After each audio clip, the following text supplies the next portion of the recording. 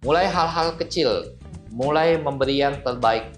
Jadi buat kita kerja, ya kita juga memberi yang terbaik buat perusahaan di mana kita berada. Jadi komponennya itu selain hasrat juga kamu harus punya skill gitu loh, punya keterampilan untuk bisa kamu tuh punya tujuan hidup kamu itu ya karena lebih punya tujuan gitu loh. Kita tuh tidak cukup hanya passion, cuma suka, tapi Anda harus menjadi master di bidang Anda.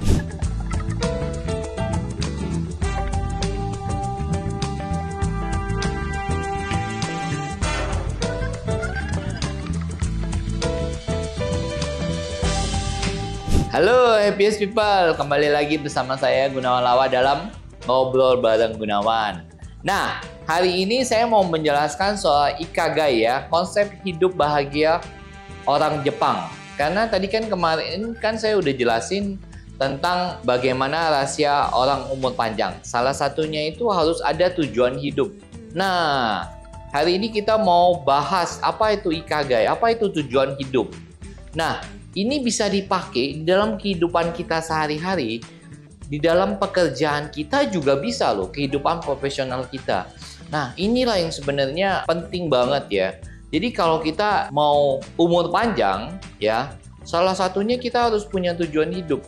Nah, misalnya nih, kita kemarin kan ada baca tuh bahwa ada seorang kakek umur 102, tujuan hidupnya apa? Ya mengurus 2 bantengnya gitu loh.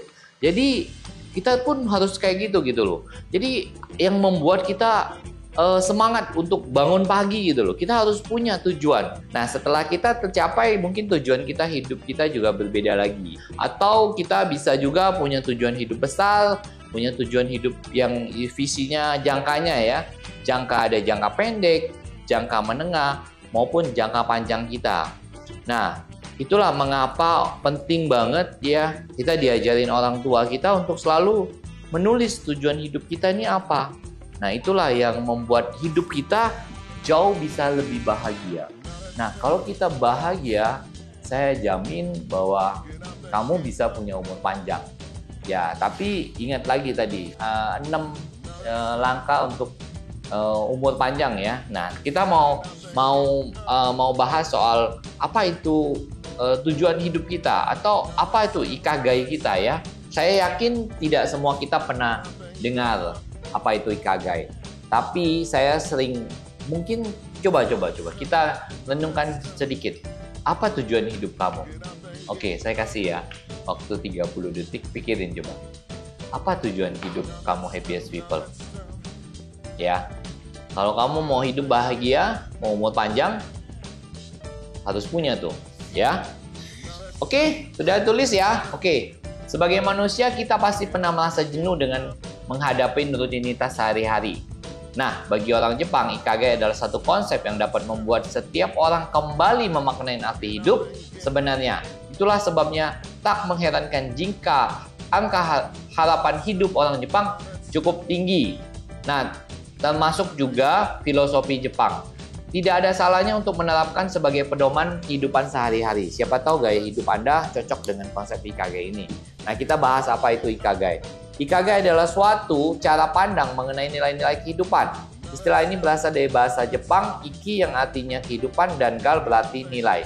Jadi cara pandang Ikigai mengajarkan prinsip mengenai apa alasan kita hidup dan bagaimana Anda mengisinya sejak bangun pagi hingga hari berikutnya. Ya, ini bicara soal apa? Soal keseimbangan hidup. Bahagia, berharga, bermakna. Ya, di dalam bisnis pun bisa dipakai. Ya, misalnya Anda punya cita-cita, oh ya saya pengen menghidupin keluarga, saya pengen membantu, saya pengen menjadi penolong buat karyawan-karyawan saya pengen menciptakan pemimpin-pemimpin yang bisa berguna bagi nusa dan bangsa. Itu suatu tujuan hidup. Jadi kita harus punya gitu loh. Tujuan hidup saya ya saya misalnya di bekerja saya pengen menghasilkan uang yang cukup untuk bisa membahagiakan keluarga saya. Ya why not? Mungkin yang buat untuk remaja pengen memberi sesuatu buat orang tuanya. Jadi Anda bekerja baik, bekerja benar. Itu yang penting ya. Jadi kita harus punya Ikigai kita. Kalau kita punya, kalau kita pun sebagai profesional itu bisa mendorong produktivitas tertinggi karyawan tanpa mengabaikan loyalitas, minat, dan kepuasan kerja. Nah, manfaat yang lain adalah membantu seorang hidup lebih sehat, menikmati hidup, karena bisa melakukan hal-hal yang disukain. Buktinya orang Jepang punya harapan hidup tinggi, yaitu umur 81-87 tahun. Konsepnya sendiri itu menemukan sesuatu yang membangkitkan hidup kita, sederhana. Misalnya, minum teh sebelum bekerja, melihat matahari terbit, atau masak untuk keluarga. Kalau itu membuat kamu bersemangat, lakukan. Kayak saya, tiap pagi saya jalan cepat sekitar 45 menit sampai 1 jam, dan itu membuat saya bahagia, happy. Saya juga ngobrol-ngobrol sama grup saya gitu ya. Kayak hari ini tadi grupnya orang 4, kadang orang 5, kadang orang 6, kadang cuma bertiga gitu. Tapi kita interaktif gitu loh, ngomong cerita apapun lah, semua bisa diceritain loh. Jadi selama 1 jam itu kita saling sharing-sharing aja, bahas pokok bahasannya apa, yang ringan-ringan aja yang dari portal berita gitu loh. Jadi semua yang ada portal berita itu bisa dibahas gitu. Dan kadang kita juga dapat insert dari teman-teman itu ya. Nah, jadi coba kita bikin ya, apa ya tujuan hidup kita ya. Nah, meskipun terlihat sederhana, namun mungkin sebagian orang kesulitan memahami. Nah, jangan khawatir, berikut beberapa cara Anda untuk dapat mengerti konsep Ikigai. 1. Kita mempunyai tujuan hidup kita itu mulai dari apa? Pertama, mulai dari hal yang kecil. Adalah cara pandang kehidupan yang dapat mulai dari hal kecil. Misalnya, besok pagi Anda ingin berolahraga dan nonton serial favorit, maka lakukan selagi itu bisa. Karena itu memberi semangat saat bangun esok pagi. Jadi kayak boleh tuh kita pengen nonton film seri, misalnya kalau Indonesia sekarang suka drakor gitu, ya go ahead, lakukan hal kecil. Tapi ingat ya, jangan nanti berjam-jam juga nggak bagus. Bebaskan diri, pikiran Anda seperti anak kecil. Jangan merasa terbebanin tugas atau rutin. Sebaliknya, lakukan yang terbaik, lalu pikirkan mengalir tanpa mengkhawatirkan banyak hal ya.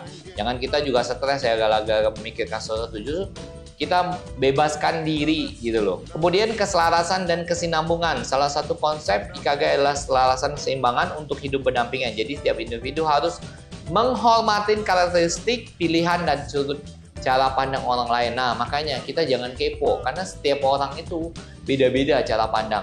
Misalnya kayak kita nih sekarang nih ya, kan lagi mau 2024, kita mau pemilihan presiden tanggal 24 Februari 2024. Nah, mungkin ada teman kamu, tetangga kamu yang beda pendapat gitu loh. Oh, satu mau pilih A, satu mau pilih B, satu mau pilih C.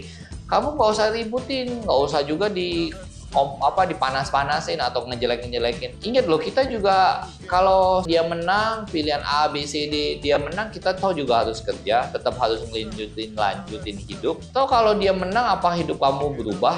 Enggak, atau kamu harus kerja juga lah. Jadi ingat ya, salah satu cara adalah kita menghormati karakteristik, pilihan, dan cara pandang orang lain ya. Jadi itu faktor-faktor yang loh. Kemudian kita bukan cuma hanya melakukan hal kecil, tapi mulai menghargai hal-hal kecil.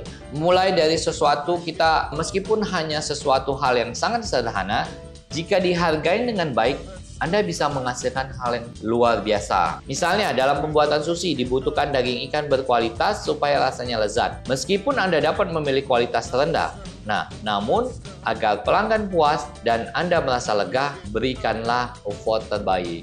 Yes, ya. Mulai hal-hal kecil. Mulai memberi yang terbaik. Jadi buat kita kerja, ya kita juga memberi yang terbaik buat perusahaan di mana kita berada. Nah, kalau kita punya usaha, kita memberi yang terbaik buat klien kita, customer kita. Dan kemudian hal kelima adalah menikmati kondisi dan waktu sekarang. Jangan terlalu terpaku pada masa lalu atau masa depan yang akan membuat Anda cemas, khawatir, dan lelah. Oleh karena itu, cobalah menikmati momen yang dijalanin saat ini agar hidup terasa lebih tentram. Kadang-kadang ya, happiest people, kita suka banget mengkhawatirkan masa depan. Padahal apa yang kita khawatirkan belum tentu terbukti loh. Benar nggak? Coba ingetin deh. Dulu kamu pernah khawatir apa di masa depan, kemudian akhirnya kita yang panik sendiri. Mungkin banyak juga waktu mengalami COVID gitu ya, banyak kan kecemasan, misalnya soal sakitnya lah, tentang usahanya gitu. Karena saya juga ngalamin sih ya. Ya, tapi banyak juga hal-hal itu ternyata tidak terlalu terbukti ya. Jadi lebih baik kita jalanin aja. Jadi kalau kita cemas sesuatu, ya kita antisipasi aja. Nggak usah kita harus selalu pikirin takut, apalagi sampai sakit mah. Tadi ingat ya, kalau kita mau umur panjang, kita jangan terlalu stres ya. Tapi kita waspada aja. Nah, komponennya apa? Oh iya, tadi kan kita udah bahas. Jadi komponen tuh ya apa sih yang bisa membuat orang tuh menjadi punya tujuan hidup bagaimana? Nah, pada dasarnya Ikigai adalah irisan ya dari hasrat, misi, keahlian, profesi. Apa sih maksudnya? Agak lebih memahamin, simak uraian berikut. Satu, pertama hasrat adalah komponen Ikigai adalah hasrat atau passion.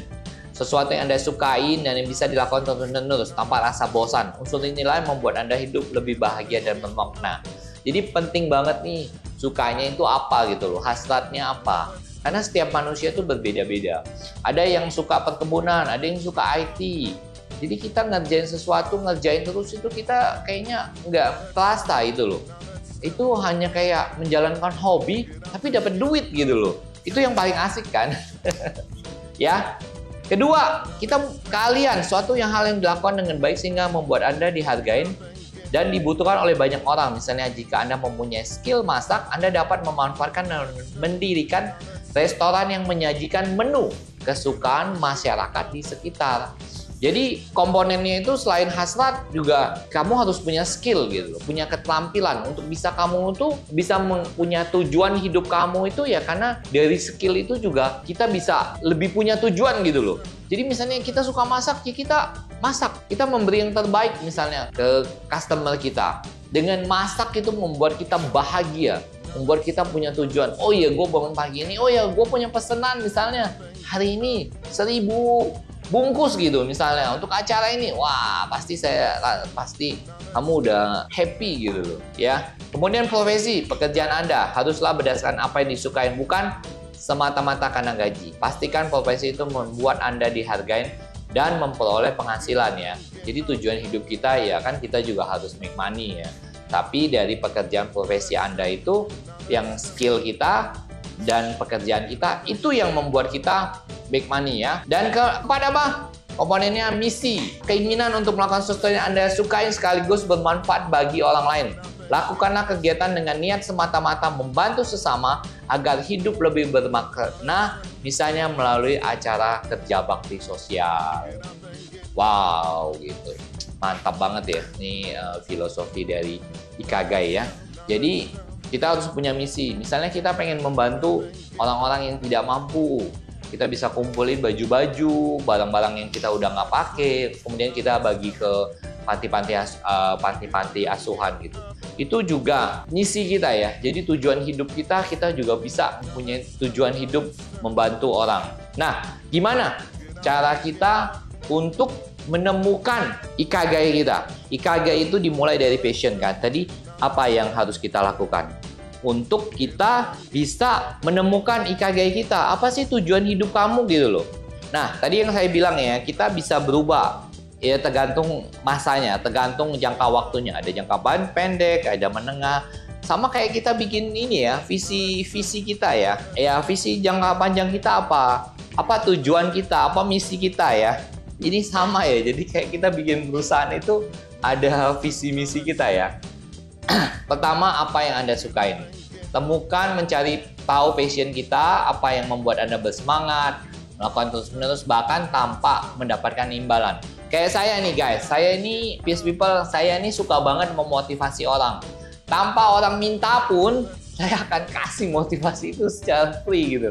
Dan saya semangat banget loh, kayak sekarang ini nih, saya ngebaca aja, ngejelasin gitu, saya happy banget loh. Kenapa? Ya ini passionnya saya gitu ya, saya seneng gitu loh. Saya berbagi ilmu, berbagi pendapat saya tentang apapun ya, maksudnya my knowledge gitu ya. Nah, apa yang dunia butuhkan? Apa yang dunia butuhkan agar dapat meraih kebahagiaan sempurna? Jangan hanya berfokus pada kebahagiaan diri sendiri. Perhatikanlah kebutuhan orang sekeliling Anda dan cari tahu bagaimana agar passion Anda dapat membantu mereka. Luar biasa ya. Contohnya Anda memiliki passion dalam berbagai jenis mesin sederhana. Nah, gunakan keahlian tersebut untuk membantu orang lain, misalnya dengan menciptakan alat penjernih air bagi mereka yang tinggal di daerah pergunungan kapur. Gitu. Ya. Nah, kemudian yang ketiga apa yang Anda kuasain? Nah, hanya dengan melakukan hal-hal kesukaan ternyata belum tentu menghasilkan kebahagiaan dan keseimbangan hidup. Oleh karena itu, cara untuk menemukan Ikigai adalah dengan mengenalin hal-hal yang Anda kuasain. Langkah selanjutnya adalah mengembangkan kemampuan tersebut agar Anda menjadi ahli di bidang itu. Jadi terciptalah keseimbangan antara passion dan kemampuan. Jadi maksudnya gini loh, kita tuh tidak cukup hanya passion, cuma suka. Tapi Anda harus menjadi master di bidang Anda yang menjadi passion saya itu loh. Jadi misalnya nih, Anda kan suka masak nih ya. Anda udah belajar skill, Anda punya passion, oh saya suka hobi. Nah, tapi you harus menjadi master.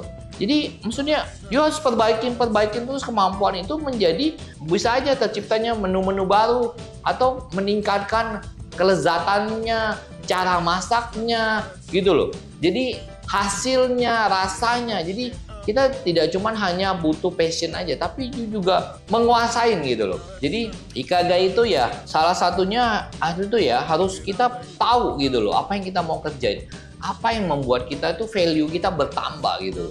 Jadi kita harus menguasain dan mengupgrade ya. Orang bilang scaling gitu, bisnis di scaling, dibesarkan gitu. Kemudian apa yang bisa memberi penghasilan kan kadang-kadang kita hidup kan butuh penghasilan kan, butuh income.